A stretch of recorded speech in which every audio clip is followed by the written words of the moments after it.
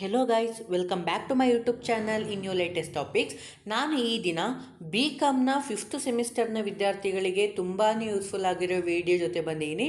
ಅದೇನಪ್ಪ ಅಂತ ಅಂದರೆ ಇನ್ಕಮ್ ಟ್ಯಾಕ್ಸ್ ಅಥವಾ income tax law and practice 1 ಅಂತ ಏನೆಲ್ಲ ಇದೆ, ಅದು ಯಾವುದೇ ಯೂನಿವರ್ಸಿಟಿ ಆಗಿರಲಿ, ಸೊ ಯಾವೆಲ್ಲ ಇಂಪಾರ್ಟೆಂಟ್ ಬ್ರೋ ಅಂತ ನನ್ನ ಕೇಳೋದಾದರೆ, ಸೊ ಕಂಪ್ಲೀಟ್ ಓದಬೇಕು ಅಂತ ನಾನು ಹೇಳ್ತೀನಿ. ಬಟ್ ಯಾವೆಲ್ಲ ಇಂಪಾರ್ಟೆಂಟ್ ಅಂತ ತುಂಬ ಜನ ಸ್ಟೂಡೆಂಟ್ಗಳು ನನಗೆ ಕಮೆಂಟ್ ಮಾಡಿದ್ದೀರಾ. ಸೊ ಅದಕ್ಕೋಸ್ಕರ ಇನ್ಕಮ್ ಟ್ಯಾಕ್ಸಲ್ಲಿ ಇನ್ಕಮ್ ಫ್ರಮ್ ಸ್ಯಾಲರಿ ಆಗಿರ್ಬೋದು, ಹೌಸ್ ಪ್ರಾಪರ್ಟಿ ಆಗಿರ್ಬೋದು, ರೆಸಿಡೆನ್ಷಿಯಲ್ ಸ್ಟೇಟಸ್ಸು, ಕೆಲವೊಂದು ಟ್ಯಾಕ್ಸ್ ಸೆಸ್ ಬರ್ತವಲ್ಲ, ಸೊ ಅದನ್ನು ನೋಡಿಕೊಂಡ್ರೆ ಸಾಕು, ನೀವು ಆರಾಮಾಗಿ ಸ್ಕೋರ್ ಮಾಡ್ಬೋದು.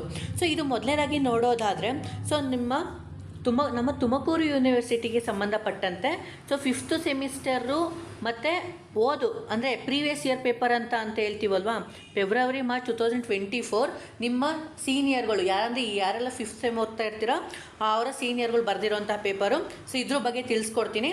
ಸೊ ಇದು ಒಂದು, ಮತ್ತು ಯಾವ ಥರ ತೊಗೊಬೇಕು, ಏನೆಲ್ಲ ಮಾಡಬೇಕು ಅನ್ನೋದನ್ನು ಸಹ ಈ ವಿಡಿಯೋ ತಿಳಿಸ್ಕೊಡ್ತೀನಿ. ಕಂಪ್ಲೀಟ್ ವಿಡಿಯೋ ಎಲ್ಲೂ ಸ್ಕಿಪ್ ಮಾಡೋಕ್ಕೆ ಹೋಗ್ಬೇಡಿ.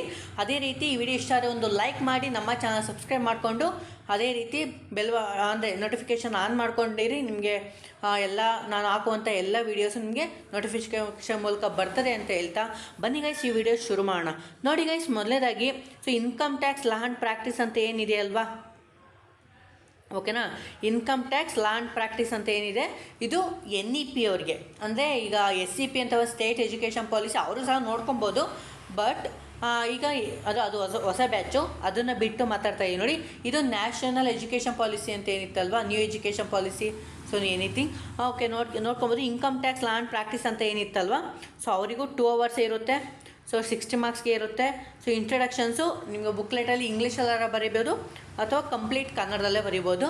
So nothing to worry. ನನ್ನ ಪ್ರಿಫರೆನ್ಸು ಯಾರು ಕನ್ನಡದಲ್ಲಿ ಯಾರೂ ಬರೆಯೋದಿಲ್ಲ, ಇಂಗ್ಲೀಷಲ್ಲಿ ಆಲ್ಮೋಸ್ಟ್ ಅಲ್ಲಿ ಬರೆಯೋದು. ಸೊ ನೋಡಿ ಗೈಸ್, ಮೊದಲೇದಾಗಿ ನಿಮಗೆ ಪ್ರೀವಿಯಸ್ ಇಯರಲ್ಲಿ ನಿಮ್ಗೆ ಗೊತ್ತಿರುತ್ತೆ ಆಲ್ಮೋಸ್ಟ್ ಅಲ್ಲಿ ನಿಮ್ಮ NEP ಬ್ಯಾಚ್ ಅಂತ ಅಂದರೆ MCQ questions 2 marks 4 marks 12 marks ಅಂತ ಅಗ್ರಿಗೇಟ್ ಆಗಿರುತ್ತಲ್ವ. ಸೊ ಬನ್ನಿ ಗೈಸ್, ಈಗ ಮೊದಲೇದಾಗಿ MCQ ಕ್ವಶನ್ಸ್ ನೋಡೋಣ. ಪಾರ್ಟ್ 1ನಲ್ಲಿ 6 MCQ ಕ್ವಶನ್ಸ್ ಇರುತ್ತೆ, 6 ಅಟೆಂಡ್ ಮಾಡಬೇಕಾಗಿರುತ್ತೆ.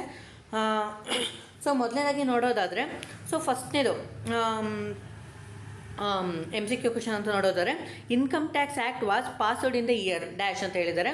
ಅಂದರೆ ಆದಾಯ ತೆರಿಗೆ ಕಾಯ್ದೆ ಜಾರಿಗೊಳಿಸಿದ ವರ್ಷ, ಅಂದರೆ ಜಾರಿಗೊಂಡಂಥ ವರ್ಷ ಆಗಿರ್ಬೋದು ಅಥವಾ ಲಾಂಚ್ಡ್ ಅಂತ ಏನು ಹೇಳ್ತೀವಲ್ವ. ಸೊ ಇದಕ್ಕೆ ಆಪ್ಷನ್ ಕೊಟ್ಟಿದ್ದಾರೆ 1956, 1947, 1961, 1932. ಸೊ ಇದಕ್ಕೆ ಆನ್ಸರ್ ಬಂದುಬಿಟ್ಟು ಏನಪ್ಪ ಅಂತ ಅಂದರೆ 1961 ಆಪ್ಷನ್ 3 ಏನಿದೆ ಅಲ್ವಾ, ಇದು ಆನ್ಸರ್ ಆಗಿರುತ್ತೆ.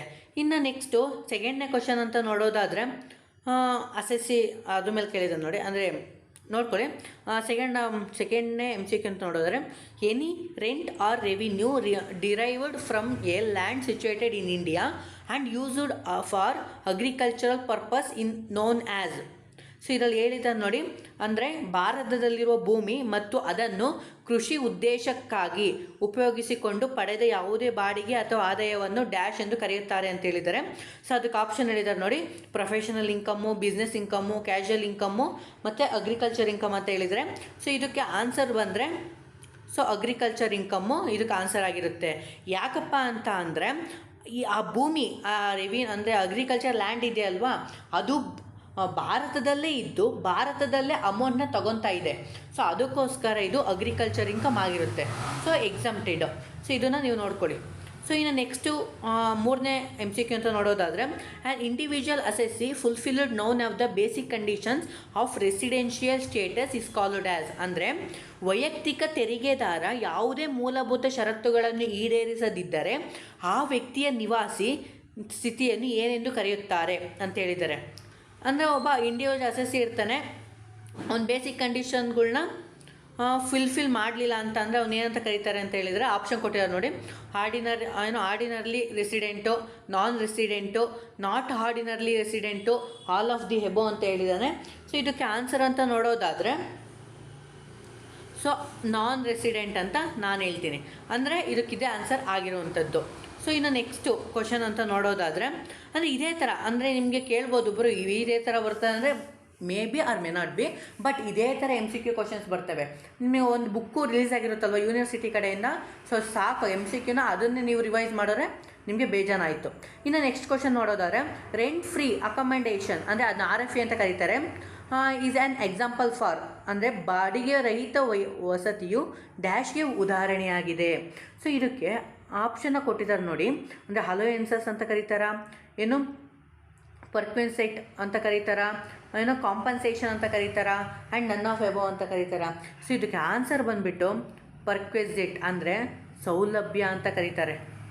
ಸೊ ಇದಕ್ಕೆ ಎಕ್ಸಾಂಪಲ್ ಸೌಲಭ್ಯ ಎಲ್ಲ ತೊಗೊಂಡು ಪರ್ಕ್ವೆಸಿಟ್ಟು ಇದಕ್ಕೆ ಇದು ಆನ್ಸರ್ ಆಗಿರುತ್ತೆ.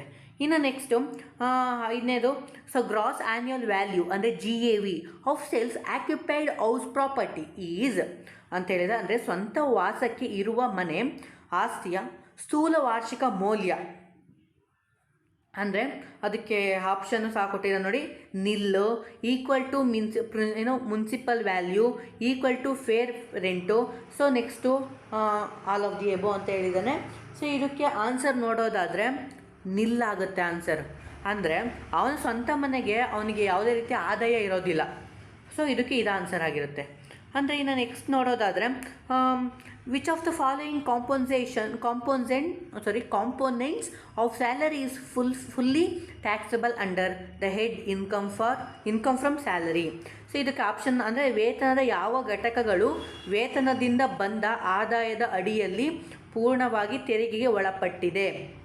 ಸೊ ಅದಕ್ಕೆ ಆಪ್ಷನ್ ನೋಡೋದಾದರೆ dearness allowances, advance salary, next bonus, all of the above. So ಅಂದರೆ ಇದಕ್ಕೆ ಆನ್ಸರ್ ಏನಪ್ಪ ಅಂತ ಅಂದರೆ ಆಲ್ ಆಫ್ ದಿ ಎಬೋ ಅಂತ ಹೇಳ್ತೀವಿ. ಅಂದರೆ ನಮಗೊಂದು ಸ್ಯಾಲರಿಲಿ ಏನೆಲ್ಲ ಇನ್ಕ್ಲೂಡ್ ಆಗಿರುತ್ತೆ ಅಂತ ಅಂದರೆ DA, ಸೊ ಅಲೋಯೆನ್ಸಸ್ ಅಂದರೆ ಅಡ್ವಾನ್ಸ್ ಸ್ಯಾಲರಿನೂ ಆಗಿರುತ್ತೆ, ಬೋನಸ್ಸು, ಇವೆಲ್ಲನೂ ಸಹ ನಮಗೆ ಆ ಇನ್ಕಮ್ ಸಮ್ ಸ್ಯಾಲರಿಲಿ ಎಲ್ಲನೂ ಕಾಂಪೊನೆಂಟ್ಗಳು ಆ್ಯಡ್ ಆಗಿರ್ತವೆ. ಸೊ ಇಲ್ಲಿಗೆ ನಮಗೆ MCQ ಕ್ವಶನ್ ಆಯಿತು. ಸೊ ಸ್ವಲ್ಪ ಲೆಂತಿ ಆಗುತ್ತೆ, ಬಟ್ ಎಲ್ಲೂ ಸಹ ಸ್ಕಿಪ್ ಮಾಡೋಕ್ಕೆ ಹೋಗಬೇಡಿ, ಓಕೆನಾ. ಸೊ ನೋಡಿ ಗೈಸ್, ಮೊದಲನೇದಾಗಿ ನಿಮಗೆ 2 ಮಾರ್ಕ್ಸಿಗೆ ಅಂತ ಅಂದರೆ ನಮಗೆ ತುಂಬ ಜನ ಕೇಳ್ತಾ ಇದ್ರಿ, ಬ್ರೋ ಯಾವ ಥರ 2 ಮಾರ್ಕ್ಸಿಗೆ ಬರುತ್ತೆ, ಅಂದರೆ ಯಾವ ಥರ ಪ್ರಾಬ್ಲಮೆಟಿಕ್ನ ಕೇಳ್ತಾರೆ 2 ಮಾರ್ಕ್ಸಿಗೆ, 4 ಮಾರ್ಕ್ಸು, 6, 12 ಮಾರ್ಕ್ಸು ಈ ಥರ ಎಲ್ಲ ಕೇಳ್ತಾ ಇದ್ರಿ ಅಲ್ವಾ. ಸೊ ಬನ್ನಿ, ಸೊ ಅದನ್ನೇ ನೋಡುವ. ಅಂದರೆ ಮೊದಲನೇದಾಗಿ ನೋಡಿ 2 ಮಾರ್ಕ್ಸಿಗೆ determine the previous year relations to the assessment year 2023-24 in the following cases. ಅಂದರೆ ಇಲ್ಲಿ 2023-24 ಅಂತ ಐತಲ್ವಾ. ಸೊ ಇಲ್ಲಿಗೆ 24-25 ಅಂತ ನಿಮಗೆ ಈ ಬಾರಿ ನಿಮಗೆ ಅಂದರೆ ಕ್ವಶನ್ನ ಕೇಳ್ತಾರೆ. ಅಂದರೆ ಇದು ಏನಂತ ಹೇಳಿದ ನೋಡಿ, sole trader keeping is accounts and financial year basis. ನಿಮ್ಮ ಫಿನಾನ್ಷಿಯಲ್ ಇಯರ್ ಏನು ಅದನ್ನು ಕೇಳೋನೆ. Mr Gopal startup a new business on 1/3/2023. ಅಂದರೆ ಇಲ್ಲಿ ಪ್ರೀವಿಯಸ್ ಇಯರ್ ಅಸೆಸ್ಮೆಂಟ್ ಇಯರ್ನ ನೀವು ಇಲ್ಲಿ ಕರೆಕ್ಟಾಗಿ ಮಾರ್ಕಪ್ ಮಾಡಿ ಬರೆದ್ರೆ ನಿಮಗೆ ಔಟ್ ಆಫ್ ಔಟ್ ಸಿಗುತ್ತೆ ಮಾರ್ಕ್ಸ್. ಇನ್ನು ಇದು 2 ಮಾರ್ಕ್ಸಿಗೆ ಆಯಿತು. ಇನ್ನು ಇದೆಲ್ಲ ಥಿಯರಿನೇ ಇದೆ, ನೋಡ್ಕೊಳ್ಬೇಕಾರೆ. ಅಂದರೆ ಥಿಯರಿನೂ ಓದಬೇಕಾ ಬರೋ ಅಂದರೆ 100% ಓದಲೇಬೇಕಪ್ಪ. ಅಂದರೆ ಇದರಲ್ಲಿ ನೀನು ಸ್ಕೋರ್ ಮಾಡಬೇಕು ಅಂತ ಅಂದರೆ ಓನ್ಲಿ ಪ್ರಾಬ್ಲಮೆಟಿಕ್ ಮಾಡ್ಕೊಂಡು ಕೂತ್ಕೊಳ್ಳೋಕ್ಕೆ ಆಗಲ್ಲ. ನೀನು ಥಿಯರಿನೂ ಓದ್ಕೊಂಡ್ರೆ ಒಳ್ಳೆ ಮಾರ್ಕ್ಸ್ ಮಾಡ್ಬೋದು. ಅಂದರೆ ಇಲ್ಲಿ ನೋಡಿ ನೆಕ್ಸ್ಟು 2 ಮಾರ್ಕ್ಸಿಗೆ second question, state a need to exempted income under section 10 of income tax act 1961. ಅಂದರೆ ಆದಾಯ ತೆರಿಗೆ ಕಾಯ್ದೆ 1961ರ ಪರಿಚ್ಛೇದ 10ನಲ್ಲಿನ ಯಾವುದಾದರೂ 2 ತೆರಿಗೆ ವಿನಾಯಿತಿಗೆ ಬರುವ ಆದಾಯಗಳನ್ನು ತಿಳಿಸಿ. ಅಂದರೆ ಎಕ್ಸಮ್ಟೆಡ್ ಇನ್ಕಮ್ನ 2ನ್ನ ಪಾಯಿಂಟ್ ಔಟ್ ಮಾಡ್ಬೋದ್ರೆ ಸಾಕು. ಬ್ರೋ ನಾವು ಅದಕ್ಕೆ ಇದು ಥಿಯರಿ ಬರೀಬೇಕಾ, ಬೇಡ, ಓನ್ಲಿ ಪಾಯಿಂಟ್ಸ್ ಬರೋದು ಸಾಕಾಗುತ್ತೆ. ಅಂದರೆ what do you mean by gratuity, ಅಂದರೆ ಗ್ರ್ಯಾಚುಟಿ ಅಂದರೆ ಏನಂದರೆ ಮೀನಿಂಗ್ನ ಬರೋದು ಸಾಕಾಗುತ್ತೆ. So next mention the deductions under section 24 income tax act 1961. ಅಂದರೆ ಇನ್ಕಮ್ ಟ್ಯಾಕ್ಸ್ 1961ರ ಡಿಡಕ್ಷನ್ಸ್ ಅಂಡರ್ 24 ಬರುತ್ತಲ್ಲ ಅವನ್ನ ಮೆನ್ಷನ್ ಮಾಡಿ. ಸೊ ನಿಮಗೆ 2 ಮಾರ್ಕ್ಸ್ ಸಿಗುತ್ತೆ. ಇನ್ನು next what do you mean by tax deduction at source, ಅಂದರೆ TDSನ ಮೀನಿಂಗ್ನ ಬರೋದ್ರೆ ಸೊ ನಿಮಗೆ ಮಾರ್ಕ್ಸ್ ಸಿಗುತ್ತೆ, ಓಕೆನಾ. ಇದು ನಿಮಗೆ 2 ಮಾರ್ಕ್ಸಿಗಾದರೆ 4 ಮಾರ್ಕ್ಸಿಗೆಲ್ಲ ಯಾವ ಥರ ಬರ್ತದೆ ಬ್ರೋ ಅಂತ ಕೇಳೋದಾದರೆ, ಸೊ ನೋಡಿ ಗೈಸ್, ಮೊದಲನೇದಾಗಿ ಏನನ್ನ ಕೊಟ್ಟಿದ್ದಾರೆ ಅಂತ ಕ್ವಶನ್ನ ಓದ್ಕೊಂಡು ಆಮೇಲೆ ಡಿಸೈಡ್ ಮಾಡ್ಕೊಳ್ಳಿ. ಸೊ ಅಂದರೆ ಮುಂಚೆನೇ ಮಾಡೋಕ್ಕೆ ಹೋಗಬೇಡಿ ಅಂತ ನಾನು ಹೇಳ್ತಾ ಇರೋದು. ಅಂದರೆ ನೋಡಿ ಇಲ್ಲಿ ಕೇಳಿದ್ದಾನೆ, Mr Vivek an employee of JK limited Tumakuru has left India ಅನ್ನೋ ಅವ್ನು ಬಿಟ್ಟು ಹೋಗ್ತಿದ್ದಾನೆ for the first time on 16 July 2022 for higher training in Germany. So next calculate is the residential status for the assessment year 2023-24. ಅಂದರೆ ಇಲ್ಲಿ residential ಸ್ಟೇಟಸ್ನ ನೀವು calculate ಮಾಡಿ ಅಂತ ಕೇಳಿದ್ದಾನೆ. ಬಟ್ ಈಸಿ ಗೈಸ್, ಯಾಕಪ್ಪ ಅಂತ ಅಂದರೆ ಇವನು ಇಲ್ಲಿ ರೆಸಿಡೆಂಟ್ ಅಂತಲೇ ಹೇಳ್ತೀನಿ. ಯಾಕಪ್ಪ ಅಂತ ಅಂದರೆ ಅವನು ಫಸ್ಟ್ ಟೈಮ್ಗೆ ಜರ್ಮನಿಗೆ ಹೋಗ್ತಾ ಇದ್ದಾನೆ. ಸೊ ಆದ್ದರಿಂದ 16 ಜುಲೈ 2022 ಇಲ್ಲಿ ಅಸೆಸ್ಮೆಂಟ್ ಇಯರ್ ಇದನ್ನು ಎಕ್ಸಾಮ್ನ ಬರೀಬೇಕಾದ ನಾವು, ಇದು ಹೋದ ವರ್ಷದ ಪೇಪರ್ ಅಲ್ವಾ, ಇದು ನೋಡಿ 2023-24 ಇದು ಅಸೆಸ್ಮೆಂಟ್ ಇಯರ್ ಪ್ರೀವಿಯಸ್ ಇಯರ್ ಆಗಿರುತ್ತಲ್ವಾ. ಸೊ ಅವ್ನು 2022ನಲ್ಲಿ ಹೋಗ್ತಿರ್ತಾನೆ. ಸೊ ಅವನ ಸ್ಟೇಟಸ್ ನೋಡಿದ್ರೆ ರೆಸಿಡೆನ್ಸು ಅಂತ ಹೇಳ್ಬಿಟ್ಟು ನೀವು ಕೇಸ್ ಸ್ಟಡೀಸ್ನಲ್ಲಿ ಮಾಡಿದ್ರೆ ಸೊ ಫುಲ್ ಮಾರ್ಕ್ಸ್ ಸಿಗುತ್ತೆ. 4ಗೆ 4 ಸಹ ಸಿಗುತ್ತೆ. ಯಾಕಪ್ಪ ಅಂತ ಅಂದರೆ ನಂದೇ ಇನ್ಕಮ್ ಟ್ಯಾಕ್ಸು ಔಟ್ ಆಫ್ ಆಗಿತ್ತು, ಅಂದರೆ 100ಕ್ಕೆ 100 ಅಂಕಗಳು ಸಹ ಬಂದಿದ್ದು. So 5th ಸೆಮ್ಮಲ್ಲಿ. ಸೊ 6th ಸೆಮ್ಮಲ್ಲೇ ಜಾಸ್ತಿ ಟಫ್ ಇರುತ್ತೆ ಬ್ರೋ? ಏನಿಲ್ಲಪ್ಪ, ತುಂಬ ಈಸಿ ಇರುತ್ತೆ. ಅಲ್ಲೂ ಸಹ 98 ಸ್ಕೋರ್ ಆಗಿದೆ. ಇನ್ನು 2 ಮಾರ್ಕ್ಸ್ ಅಷ್ಟೇ ಹೋಗಿರೋದು. ಅಂದರೆ ಎಲ್ಲೋಯ್ತು ಅಂತ ನನಗೂ ಗೊತ್ತಿಲ್ಲ. ಮೇ ಬಿ ಯಾವುದೋ ಸ್ಟೆಪ್ ಮಿಸ್ ಆಗಿರೋ ಸಹ ಹೋಗೋ ಚಾನ್ಸಸ್ ಇರುತ್ತೆ. ಸೊ ಆದ್ದರಿಂದ ಬಿ ಕೇರ್ಫುಲ್ ಅಷ್ಟೇ. ಸೊ ಇನ್ನು ನೆಕ್ಸ್ಟು ಬನ್ನಿ. ಈಗ ನೆಕ್ಸ್ಟ್ ಕ್ವಶನ್ನ ಹೇಳಿದ್ದಾನೆ ನೋಡಿ. So Sriram resident retired on 31/3/2023 after serving in Nava Bharat limited for 32 years and 10 months. Is received 1,78,000 as a gratuity not covered ಅಂತ ಹೇಳಿದ್ದಾನೆ. ಇದಕ್ಕೆ ಕವರ್ಡ್ಗೆ ಬೇರೆ ಬರುತ್ತೆ, ನಾಟ್ ಕವರ್ಡ್ಗೆ ಬರುತ್ತೆ. ಅಂದರೆ ಗ್ರ್ಯಾಚ್ಯುಟಿ ಅಂಡರ್ ಬೇರೆ ಥರ ಬರುತ್ತಲ್ವ. ಗ್ರ್ಯಾಚ್ಯುಟಿ ನೀವು ನೋಡಿಕೊಂಡ್ರೆ ನಿಮಗೆ ಫುಲ್ ಫಿಕ್ಸಾಗಿ ಬಂದುಬಿಡುತ್ತೆ. ಓಕೆನಾ. Not covered under gratuity act 1972 is the average monthly salary in the immediately preceding 10 months was ₹28,000. ಸ್ಯಾಲ್ರಿಯಿಂದ ಪ್ರಿಸೀಡಿಂಗ್ 10 months ಆದಮೇಲೆ 28,000 ತೊಗೊಂಡಿದ್ದಾನೆ. So compute is a taxable gratuity for the assessment year. So gratuity ನೀವು ನೋಡಿಕೊಂಡ್ರೆ guys almost ಎಲ್ಲ ಅಲ್ಲೇ cover ಆಗುತ್ತೆ, ನೀವು ನೋಡ್ಕೊಬೋದು. ಇನ್ನು next Shrimati Radha is a residence. ಓಕೆನಾ. So next is an employee of private company. She has been provided with rent free house ಇದು ಸ್ವಲ್ಪ ಮ್ಯಾಟರ್ ಆಗುತ್ತೆ. Taken on lease for which company pay is annual rent 4 lakh. For also paid hire charges 20,000 but employee paid 2,50,000 ಮಾತ್ರ pay ಮಾಡ್ತಿದ್ದಾನೆ. ಅಂದರೆ 4 lakh ತೊಗೊತಿದ್ದಾಳೆ, but 2,50,000 ಮಾತ್ರ ಕಟ್ತಿದ್ದಾಳೆ for the rent and 10,000 for hire charges. ಅಂದರೆ ಆ ಆ ಕಂಪ್ನಿ ಏನಿದೆ ಅಲ್ವಾ, ಅದು 4 ಲಕ್ಷ ಕೊಡ್ತಿದೆ ಪ್ಲಸ್ ಐರ್ ಚಾರ್ಜಸ್ ಅಂತೇಳಿ 20,000 ಕೊಡ್ತಿದೆ. ಅವಳು ಎಷ್ಟು ಕಟ್ತಿದ್ದಾಳೆ? 2,50,000 to 10,000 hire charges to the company. Annual salary of the employee for the above purpose was 20 lakh. So ಇಲ್ಲಿ ಹೇಳಿದ ನೋಡಿ, ಇಲ್ಲಿ determine the taxable value RFA for the assessment year 2023-24. ಸೊ ಇದನ್ನು ನೀವು RFA ಮಾಡಿದ್ರೆ ನೀವು ಸ್ಯಾಲ್ರಿ ಮಾಡ್ಕೋತೀರಲ್ವಾ, ಸೊ ಅಲ್ಲಿ ಕೆಲವೊಂದು ಅಡ್ಜಸ್ಟ್ಮೆಂಟ್ ಬರ್ತವೆ RFA ಮೇಲೆ. ಸೊ ಅದನ್ನು ನೀವು ನೋಡಿಕೊಂಡ್ರೆ ಆ ಅಡ್ಜಸ್ಟ್ಮೆಂಟ್ನ ಇಲ್ಲಿ ಫಾಲೋ ಮಾಡಿದ್ರೆ ಸಾಕಾಗುತ್ತೆ ಗೈಸ್. ಇನ್ನು ನೆಕ್ಸ್ಟ್ ಕ್ವಶನ್ ನೋಡೋಣ ಬನ್ನಿ. ಸೊ ಸ್ವಲ್ಪ ಲಾಂಗ್ ಆಗುತ್ತೆ, ಬಟ್ ಏನೂ ಮಾಡೋಕ್ಕಾಗಲ್ಲ, ಕೇಳಲೇಬೇಕು. ಸೊ ನೋಡಿ ಗೈಸ್, ಮೊದಲನೇದಾಗಿ ಈ 4ನೇದು ಅಂದರೆ 4 ಮಾರ್ಕ್ಸಿಗೆ ನೋಡಿ, calculate the gross annual value. ಅಂದರೆ ಗ್ರಾಸ್ ಆ್ಯನ್ಯುಯಲ್ ವ್ಯಾಲ್ಯೂ ಅಂದರೆ ಇಲ್ಲಿ ಹೌಸ್ ಪ್ರಾಪರ್ಟಿ ಮಾಡೋಕ್ಕೆ ಹೇಳ್ತಾ ಇದ್ದಾನೆ. ಸೊ ಏನೇನ ಕೊಟ್ಟಿದ್ದಾನೆ ಮೊದಲು ಕೇಳೋಣ, ಆಮೇಲೆ ನಾನು ನಿಮಗೆ ಹೇಳ್ತೀನಿ. ಫಾರ್ ದ ಮಿಸ್ಟರ್ ಚಂದ್ರ ಅನ್ನೋನು for the assessment year 2023-24 from the given details. ಅಂದರೆ ಮುನ್ಸಿಪಲ್ ವ್ಯಾಲ್ಯೂ ಕೊಟ್ಟಿದ್ದಾನೆ 1,60,000, fair rent 1,80,000, standard rent 1,75,000, annual rent 1,68,000. ಇಲ್ಲಿ ಏನಂತ ಹೇಳಿದ್ದಾನೆ ಅಂತ ಅಂದರೆ unrealised rent for the previous year 2022-23 42,000 ಕೊಟ್ಟಿದ್ದಾನೆ. ನಿಮಗೆ ಅಸೆಸ್ಮೆಂಟ್ ಅಂದರೆ ನಿಮಗೆ calculation of income house property ಅಂತ ಬರುತ್ತೆ ಅಲ್ವಾ, ಅಲ್ಲಿ ನಿಮಗೆ ಇದ್ರ ಮೇಲೆ ಫಾರ್ಮೆಟೇ ಬಂದಿರುತ್ತೆ. ಅಂದರೆ ಹೌಸ್ ಪ್ರಾಪರ್ಟಿದು ನೀವು ಫಾರ್ಮೆಟ್ ಇಲ್ಲಿ ಇದು ಮಾಡಿಕೊಂಡ್ರೆ ನಿಮ್ಗೆ ಔಟ್ ಆಫ್ ಮಾರ್ಕ್ಸ್ ಸಿಗುತ್ತೆ. ಇನ್ನು 4 ಮಾರ್ಕ್ಸಿಗೆ ಲಾಸ್ಟ್ ಕ್ವಶನ್. ನನಗೆ ತುಂಬ ಜನ ಕೇಳಿದ್ದಾರೆ ಈ question, bro agriculture and non agriculture ಬಂದೇ ಬರುತ್ತಾ? 100ಗೆ 200% ಬರುತ್ತೆ. ಓಕೆನಾ. ಅಂದರೆ 4 ಮಾರ್ಕ್ಸಿಗೆ. ಓಕೆನಾ. ಸಪೋಸು ನಿಮಗೆ SCP ಅಂತ ತೊಗೊಂಡ್ರೆ ಅಲ್ಲಿ 5 ಮಾರ್ಕ್ಸಿಗೆ ಅಲೋಕೇಟ್ ಮಾಡ್ತಾರೆ. ಇಲ್ಲಿ 4 ಅಡ್ಜಸ್ಟ್ಮೆಂಟ್ ಕೊಟ್ಟರೆ ಅಲ್ಲಿ 5 ಕೊಟ್ಟರೆ 5 ಮಾರ್ಕ್ಸಿಗೆ ಆಗಿಬಿಡುತ್ತೆ. ಇನ್ನು ನೋಡಿ, ಅಂದರೆ ನಿಮ್ಗೆ ಅಗ್ರಿಕಲ್ಚರ್ ನಾನ್ ಅಗ್ರಿಕಲ್ಚರ್ ತುಂಬ ಚೆನ್ನಾಗಿ ತಿಳ್ಕೊಂಡಿರ್ತೀರ ಅಂತ ಅನ್ಕೋತೀನಿ. ಸೊ ನೋಡಿ ಗೈಸ್, ಮೊದಲನೇದಾಗಿ income from sale of plant from nursery. ಓಕೆನಾ, ಇದು ಅಗ್ರಿಕಲ್ಚರ್ ನಾನ್ ಅಗ್ರಿಕಲ್ಚರಾ. Next income from agricultural activities in Australia. ಇದು ನಾನ್ ಅಗ್ರಿಕಲ್ಚರ್. ಯಾಕೆ ಅಂತ ಅಂದರೆ ನಮ್ಮ ದೇಶನ ಬಿಟ್ಟು ಹೊರಗಡೆ ಹೋಗಿದೆ ಅಂತ ಅಂದರೆ ಅದು ಏನೇ ಆಗಿರಲಿ ಎಕ್ಸಮ್ಟೆಡ್ ಬರೋದಿಲ್ಲ. ಓಕೆನಾ, ಅದು ನಮ್ಮ ಇಂಡಿಯಾದಲ್ಲಿ ಆಗಿರೋ ಮಾತ್ರ ಎಕ್ಸಮ್ಟೆಡ್ ಆಗುತ್ತೆ. Next interest on loan given from a farmer. ಅವನೇನೇ ಆಗಿರಲಪ್ಪ, ಸೊ ಎಕ್ಸಮ್ಟೆಡ್ ಅಲ್ಲ. ಓಕೆನಾ. Next income derived from lease a land grazing of cattle required for the agriculture operation ಅಂತ ಹೇಳಿದ್ದಾನೆ. ಸೊ ಇದನ್ನ ನೀವು ಅಗ್ರಿಕಲ್ಚರ್ ನಾನ್ ಅಗ್ರಿಕಲ್ಚರ್ನ ತಿಳ್ಕೊಂಡ್ರೆ ನಿಮಗೆ ಸಾಕಾಗುತ್ತೆ. ಇದು 4 ಮಾರ್ಕ್ಸಿಗಾದರೆ ಇನ್ನು 12 ಮಾರ್ಕ್ಸಿಗೆ ಏನು ಬರುತ್ತೆ. ಸೊ ನನ್ನ ತುಂಬ ಇಂಪಾರ್ಟೆಂಟ್ ಯಾವುದು ಬ್ರೋ ಅಂತ ಕೇಳೋದಾದರೆ, ನೀವು ಅಂದರೆ ತುಂಬ ಅಂತ ಹೇಳೋದಾದರೆ, ನನಗೆ ತುಂಬ ಜನ ಕೇಳಿದಿರಲ್ವ, ಅಲ್ಲಿ ನೋಡೋದಾದರೆ ನೀವು ರೆಸಿಡೆನ್ಷಿಯಲ್ ಸ್ಟೇಟಸ್ ಅಂತ ಒಂದು ಬರುತ್ತಲ್ವ, ಅದನ್ನು ಚೆನ್ನಾಗಿ ನೋಡ್ಕೊಳ್ಳಿ. ಹೌಸ್ ಪ್ರಾಪರ್ಟಿ ಅಂತ ಒಂದು ಚೆನ್ನಾಗಿ ನೋಡ್ಕೊಳ್ಳಿ. Next salary, income from salary, ಈ 3 ಇದೆ ಅಲ್ವಾ, ಈ 3ನ್ನ ಚೆನ್ನಾಗಿ ತಿಳ್ಕೊಂಡ್ರೆ ನೀವು ಔಟ್ ಆಫ್ ಔಟ್ ತೊಗೊತೀರ. ಸ್ವಲ್ಪ MCQ ಕ್ವಶನ್ನ ನೋಡ್ಕೊಂಬಿಟ್ರೆ ನೀವು ಔಟೇ ತೊಗೊತೀರ. ನಾನು ಬೇಕಾದ್ರೆ ನಿಮಗೆ ಭರವಸೆ ಕೊಡ್ತೀನಿ. ಓಕೆನಾ. ಬಟ್ ಆ 3ನ್ನು ಸಹ ನೀವು ಚೆನ್ನಾಗಿ ಗೊತ್ತಿರಬೇಕು. ಅಗ್ರಿಕಲ್ಚರ್ ಇನ್ಕಮ್ಗೊಂದೇ ಗೊತ್ತಿರಬೇಕು. ಸೊ ಇವೆಲ್ಲ ತಿಳ್ಕೊಂಡ್ರೆ ನಿಮ್ಗೆ ಔಟ್ ಆಫ್ ಔಟ್ ಆಗೇ ಆಗುತ್ತೆ. ಓಕೆನಾ. ಸೊ ಇನ್ನು 12 ಮಾರ್ಕ್ಸಿಗೆ ಅಂದರೆ ಈ 3 ಇಂಪಾರ್ಟೆಂಟು.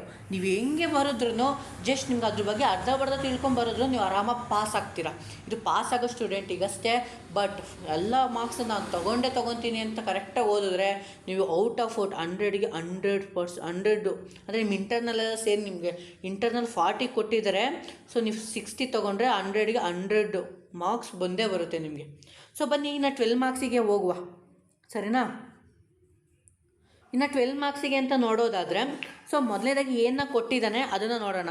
ಸೊ ಮೊದಲೇದಾಗಿ ಇದು ರೆಸಿಡೆನ್ಷಿಯಲ್ ಸ್ಟೇಟಸ್ ಅಂತ ಇರ್ಬೋದು. ಸೊ ನೋಡೋಣ ಬನ್ನಿ. ಸೊ ನೋಡಿ ಗೈಸ್, ಮೊದಲೇದಾಗಿ ಓಕೆ ನೋಡೋಣ. ಮೊದಲು ಅಡ್ಜಸ್ಟ್ಮೆಂಟ್ ನೋಡೋಣ, ಆಮೇಲೆ ಬೇಕಾದ್ರೆ ನಿಮಗೆ ಎಕ್ಸ್ಪ್ಲೇನ್ ಮಾಡ್ಕೊತ ಹೋಗ್ತೀನಿ. ಅಂದರೆ ಮೊದಲನೇದಾಗಿ ಇದು ರೆಸಿಡೆನ್ಸಾ ನಾನ್ ರೆಸಿಡೆಂಟಾ, ಓಕೆ ಇದನ್ನು ಹೇಳಬೇಕಾಗುತ್ತೆ. ಅಂದರೆ ಇಲ್ಲೇನೋ ಆರ್ಡಿನರಿ ರೆಸಿಡೆಂಟಾ, ನಾಟ್ ಆರ್ಡಿನರಿ ರೆಸಿಡೆಂಟಾ, ನಾಟ್ ರೆಸಿಡೆಂಟ್ನ ನೀವಿಲ್ಲಿ ಅಂದರೆ ಅದು ಚಾರ್ಟ್ ಬರುತ್ತಲ್ವ, ಅದ್ರ ಪ್ರಕಾರ ಬಿಡಿಸ್ಕೊಂಡವ್ರೆ ನಿಮ್ಗೆ ಮಸ್ತಾಗುತ್ತೆ. ಅಂದರೆ ಅದಕ್ಕೆ ಚಾರ್ಟೇ ಬರುತ್ತೆ. ನಾವು ರೆಸಿಡೆಂಟಾ ನಾನ್ ರೆಸಿಡೆಂಟಾ, ಅದು ಎಕ್ಸಮ್ಟೆಡ್ಡಾ, ಓಕೆ ಎಕ್ಸಮ್ಟೆಡ್ ಇನ್ಕಮ್ ಅಥವಾ ಟ್ಯಾಕ್ಸ್ ಅದೆಲ್ಲ ಬರುತ್ತಲ್ವ, ನೀವು ಅಲ್ಲಿ ನೋಡ್ಕೊಳ್ಳಿ. ಸೊ ನೋಡಿ ಗೈಸ್, ಮೊದಲನೇದಾಗಿ first one, Shri Narayana furnished the following particular of the income from the previous year 2022-23. ಇಲ್ಲಿ 23-24 ಆಗುತ್ತೆ ಈ ವರ್ಷ. ಓಕೆನಾ. ನೋಡಿ next income from business in Bangalore 1 ಲ್ಯಾಕ್ನ ಕೊಟ್ಟಿದ್ದಾನೆ.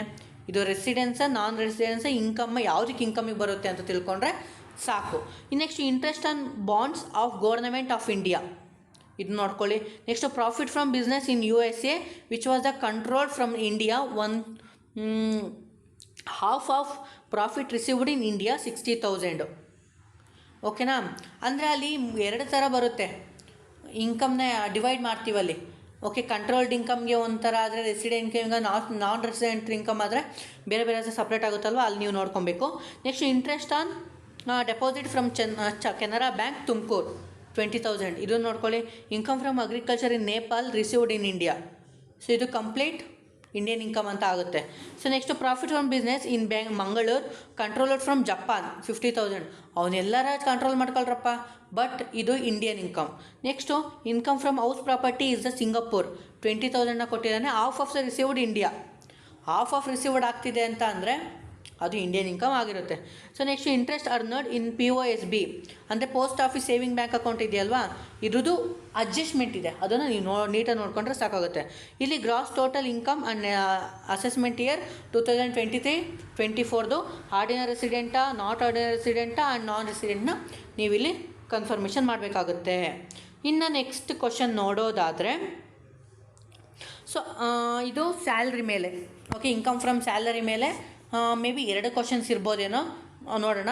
ಸೊ ನೋಡಿ ಗೈಸ್, ಮೊದಲನೇಗೆ mister Ganesh is the employee of GK limited at Bengaluru is furnished the following information for the assessment year 2023-24. ಅದರಲ್ಲಿ ಬೇಸಿಕ್ ಸ್ಯಾಲ್ರಿ ಕೊಟ್ಟಿದ್ದಾನೆ per month, DNS allowances DA ಕೊಟ್ಟಿದ್ದಾನೆ ಅಂದರೆ per month 6,000. ಇದು 1000 per month interest in the all retirement ಬೆನಿಫಿಟ್ಗೆ ಬಂದಿದೆ. Retirement ಬೆನಿಫಿಟಲ್ಲಿ ತೊಗೊಬೇಕಾಗುತ್ತೆ. Is received bonus equal 2 months basic salary. ಇದು ಸಹ ಇಂಪಾರ್ಟೆಂಟು, ಬೋನಸ್ ಬಂದಿದೆ. Next house rent allowances HRA 1,60,000 per month, but actual rent paid by him 3,000 per month. ಇದನ್ನು ನೀವು ನೋಡ್ಕೊಬೋದು. Next management contribute and own contribution on RPF 14% of the salary. So interest RPF was 15% per annum. Education allowances for 2 children, so 350 per month per child. ಇದನ್ನು ನೀವು ನೋಡ್ಕೊಳ್ಳಿ, education ಅಲೋಯನ್ಸಸ್ಸು ಎಷ್ಟಿದೆ ಅಂತ. Next company paid 3,000 toward professional tax ಅಂತಲೂ ಹೇಳಿದೆ. Next ಇಲ್ಲಿ computer taxable salary from mister Ganesh for the assessment year 2023-24. So ಇದು ನಿಮಗೆ ತುಂಬಾ ಇಂಪಾರ್ಟೆಂಟ್. ಸೊ ನಿಮಗೆ ಹೇಳ್ಬೋದು,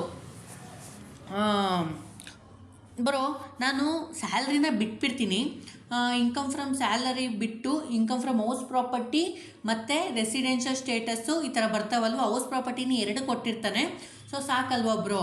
ಹೌದು, ಸಾಕಾಗುತ್ತೆ. ಬಟ್ ನೀವು ಏನೋ ಔಟ್ ಆಫ್ ಮಾರ್ಕ್ಸ್ ತೆಗಿಬೇಕು ಅಂತ ಅಂದರೆ ಸ್ಯಾಲ್ರಿನೂ ನೋಡ್ಕೊಂಡಿರಿ. ಯಾಕಪ್ಪ ಅಂತ ಅಂದರೆ ಮೊದಲನೇದಾಗಿ ನೋಡಿ ಗೈಸ್, ಏನಿಲ್ಲ.